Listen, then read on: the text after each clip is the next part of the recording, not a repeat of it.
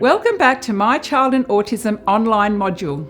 In this video, we'll look at the supports and services that are available for your child and your family. Many families I speak to want to know, what should we do? Where do we go? How do we get started with finding the right supports for our child and our family? In this topic, we'll explore the supports and services that are available, and we'll help you with plotting your own path of supports for your child and family. There are many supports and services available, but they're divided into formal supports, which are provided by trained professionals and usually are fee-based services, such as occupational therapy, speech therapy, psychology. Then there are informal supports, family and friends.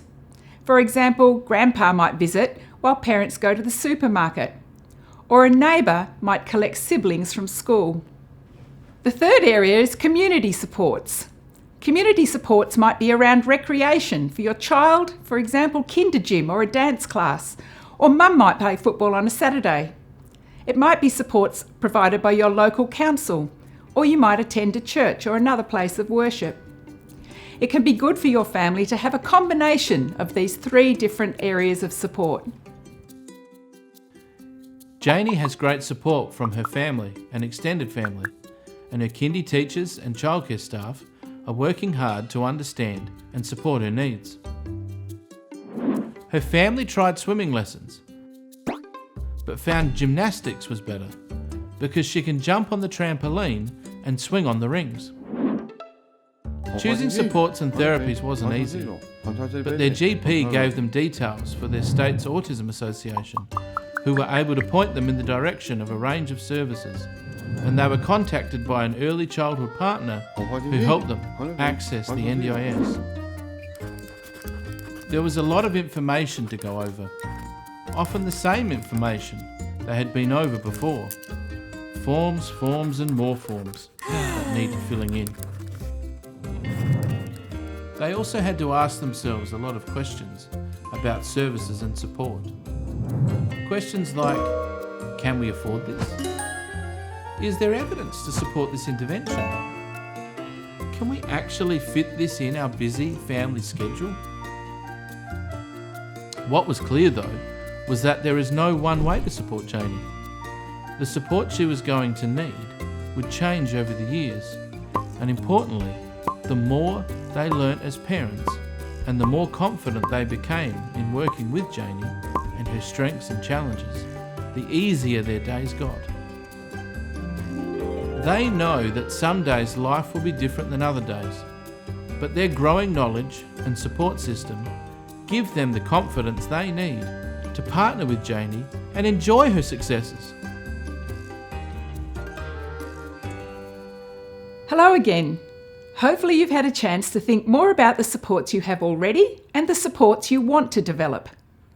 Now we'll look more at early intervention and funding options. So your child has been diagnosed, or you've noticed changes in your child's development at a crucial stage for early intervention. Early intervention, it's not a magic wand that just happens through one service or one person. It's about a partnership between a lot of people. There'll be therapists and educators and your child's family and supporters. There are many different therapies advertised for autistic children, even some claims of a cure, which we know is not correct. It's important to consider the evidence for claims about interventions and therapies. It's okay to take time to choose the right service for your child and your family. There's usually no one way to help your child grow and develop. It's usually a combination of different services and programs. Similarly, there's no one program that will suit all children with autism, because as we know, all children with autism are very different to each other. The interventions need to have been tested using what's called a FAIR test. You can become an informed decision maker about what services and supports you want for your child, because you know your child best. Ask yourself when you're choosing a program or a service, does it do what it's supposed to do? Is it safe? Is it going to provide a safe environment for my child to grow and development? Does it work equally well when different qualified people deliver it? Have the benefits and the side effects been measured? What evidence is there of that? Has it been tested by people who are independent of the people who are running the program? As well as evidence, you need to think about some other factors, the factors that influence your child and your family on a week-by-week basis. What is the cost of the therapy or the service? What is the cost of each session? What's the cost of the transport to get to and from? What are the cost of any additional resources that you might need to purchase? How much time does it take in a family's week for each session? How much time does it take for practicing?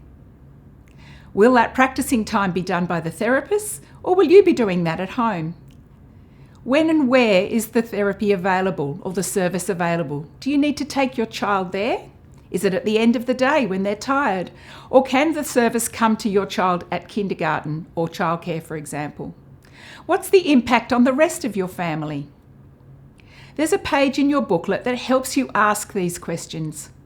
You might want to print this page and have it as a checklist as you explore all the different options that are available. To get the most from early intervention, get involved with your child, partner with them, be part of their success. Be part of the broader team of educators and therapists around your child. Give your expert opinion to these people because you are the best advocate for your child. If you feel like it's not working for your child, let someone know about that and discuss other options. Consistent strategies from everyone involved, family, educators and therapists, make a huge difference for your child because they are going to learn and develop much quicker with just one set of rules and one set of expectations. There are a range of funding programs available to children on the autism spectrum or children who have a developmental concern. I'm going to focus on the NDIS, but before that I'll mention the Helping Children with Autism program. This existed before NDIS. It's now at different stages around the country, so contact your state or territory autism association for more information about where the Helping Children with Autism package might be in your state. The National Disability Insurance Scheme is managed by the National Disability Insurance Agency. It's a national funding model. It provides money to families to buy services and supports for their child on the spectrum. The choice and control of how that money is spent is with the families and carers. The money is given to individuals rather than to service providers. The NDIS exists for people aged from birth through to 65 years old. There's a whole range of services and supports that can be accessed, and they will change as your young person develops and grows. So the services that you might be looking for your preschool age child might be different to the ones that you're accessing as they go up through their school age years.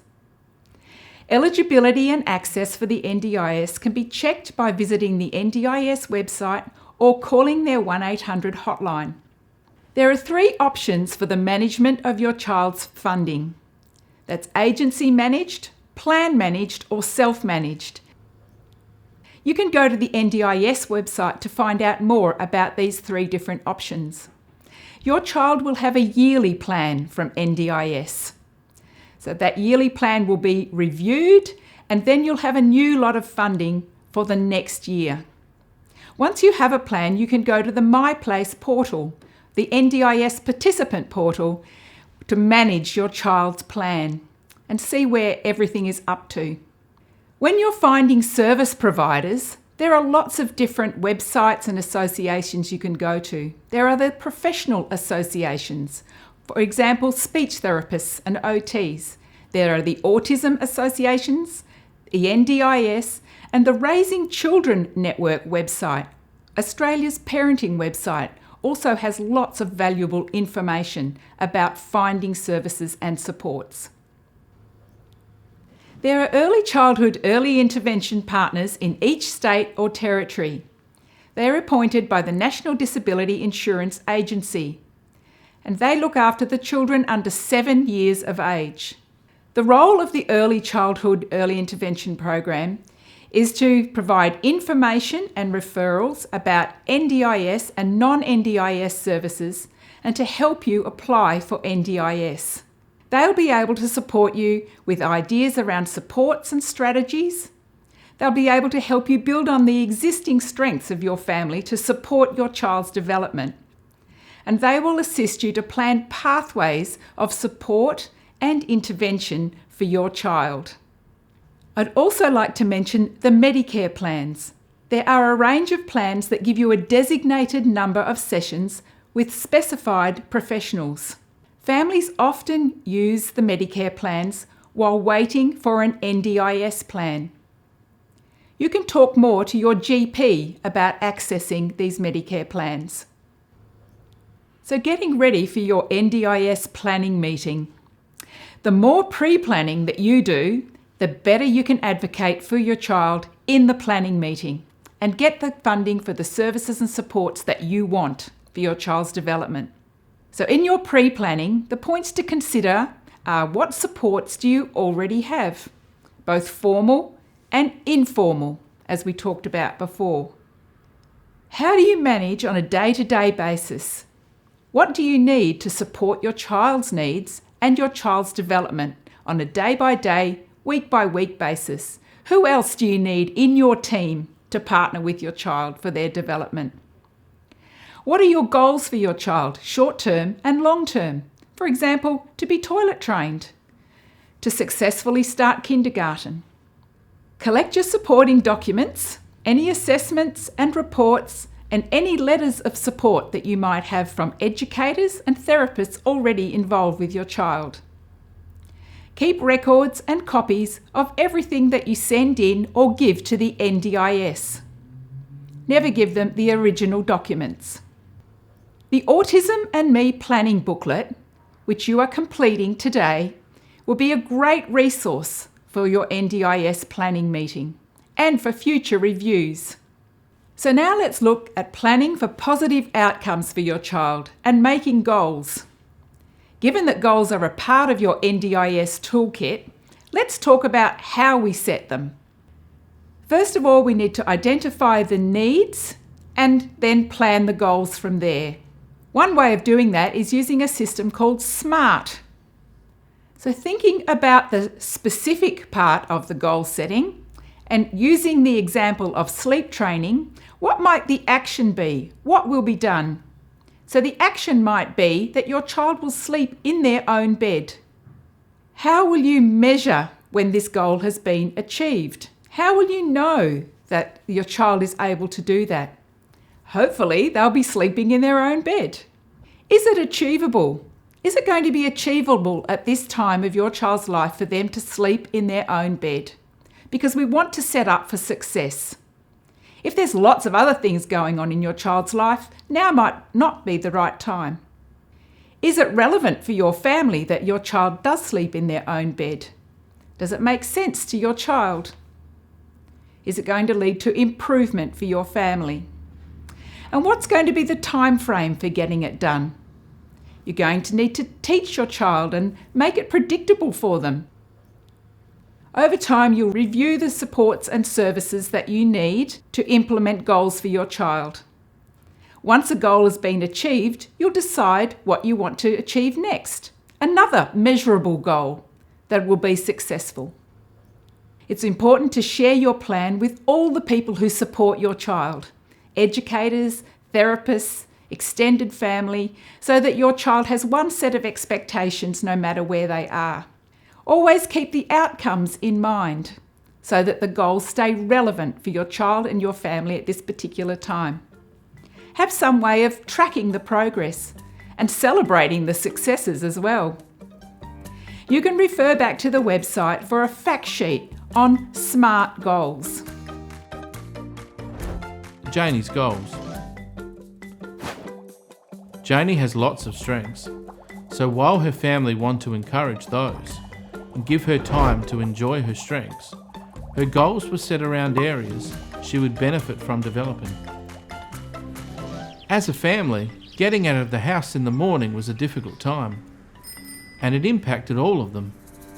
So they decided to start there. So Janie's goal is to get ready by 8:30 a.m. every morning.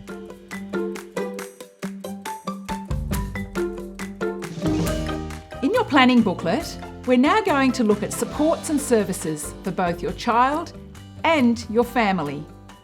We're going to look at the supports and services that you have already and the ones that you might need or want to access in the future. They can be formal supports, informal supports, or community supports. In Janie's situation, she has formal supports at preschool, at childcare, through her GP, and through the Early Childhood Early Intervention Partner through NDIS. She has informal supports from her family and her extended family. And she has community supports through her gymnastics organisation. It's really important, if you can, to have supports from each of these three areas. That means then that your family is receiving support from a wide range of organisations in the community. In the future, there might be some other services and supports that you want to access for your child. In Janie's case, some of the services and supports that she might access formally might be speech therapy, occupational therapy, inclusion support at childcare and preschool, and perhaps support coordination through the NDIS. Some informal supports might be her peers at childcare and kindy, because there's a lot that a young child can learn through copying and modelling themselves on their peers. At a community level, Janie's family might like to access a playgroup, such as a Play Connect playgroup, which is designed specifically for children on the autism spectrum and their families. As parents, it's also important that you feel supported as well. There's a range of services and supports out there for you to access as parents and as a family. So it's important to think about what you're accessing at the moment and what you might be able to access in the future. These services and supports also come as formal, informal and community-based supports. In Janie's case, her family are currently accessing a GP and the educators at both preschool and childcare. On an informal level, they're accessing their friends, their extended family and probably their work colleagues. At a community level, there's probably some extra curricular activities for both Macy and the parents where they're able to gain support from other people in the community. When it comes to thinking about services and supports for your child and your family, those services and supports will come from three different areas: formal, informal, and community-based. Ideally, you want services and supports from each of those three areas to have a well-rounded base of supports for both your child and your family. If we take Janie's family as an example, some of the formal supports that they might be able to access are training and education about autism and raising a child who's on the spectrum. They might get some new strategies from a behaviour practitioner, or they could access the mental health care plan through Medicare, which provides counselling to both parents and other family members. There are also informal supports like a babysitter, which can be a really handy support for a family. Community supports are available through lots of different family support organisations and groups. The next part of your planning booklet looks at choosing supports and services. There are some questions there which might help you choose supports and services into the future, and also some pointers about what to look for when you're choosing a new service or support for your child or your family. In this part of your planning booklet, we're going to look at setting goals for your child and your family. Goals can be short-term, for a month, for example. They can be longer term, for example, over 3 months, or even longer term, like over a year. So if we think about Janie, a good short-term goal for her would be to be ready to get out of the house and on the road with her family by 8:30 in the morning. A good goal for a 3-month period might be to increase her food items by 1 food item over that time, so that she's not just eating bananas and crackers. A good yearly goal for Janie might be to transition successfully to school. When we're thinking about any goal, it's good to think about who can help, how they can help, and to monitor the progress of each goal.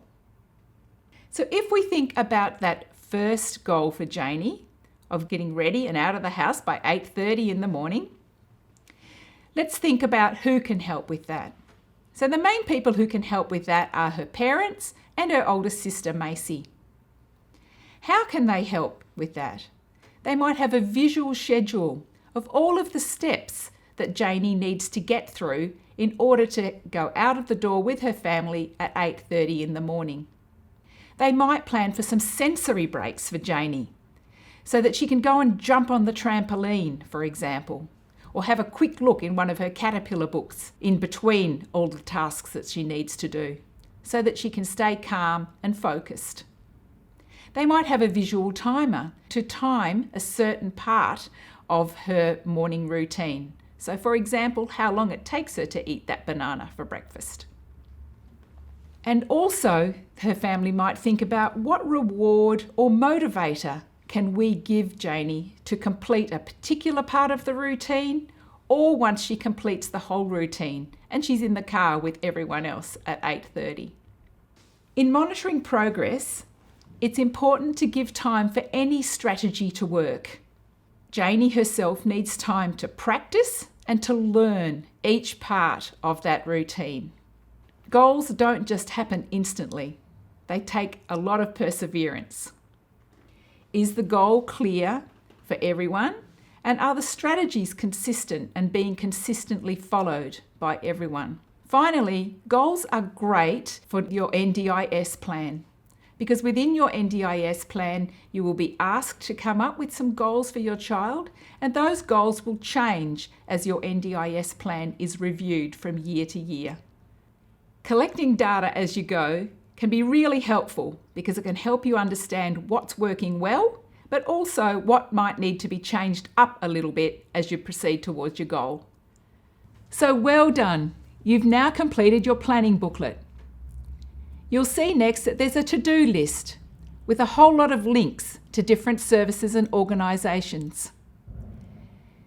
You can save this document as a PDF, you can print it, or you can come back and modify it at a later date. So we've covered a lot of information, but there's always more to know.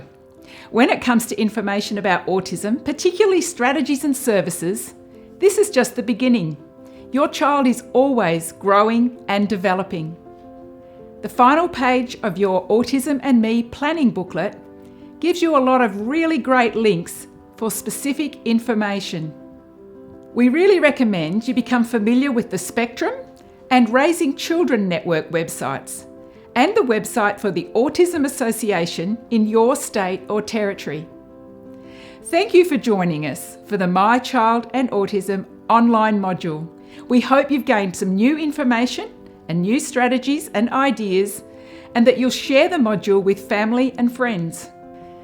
We encourage you to complete your Autism and Me planning booklet and keep adding to it and updating it over the months and years. The Autism and Me planning booklet can keep on reflecting your child and family's development and be used across your child's support network to facilitate successful interaction and learning and consistency for your child. Most of all, enjoy your journey and partnership with your child. And once again, thank you for your participation, for making time for this important learning. To end our My Child and Autism online module, we hope you enjoy this video from parents of children on the spectrum, sharing some tips and encouragement.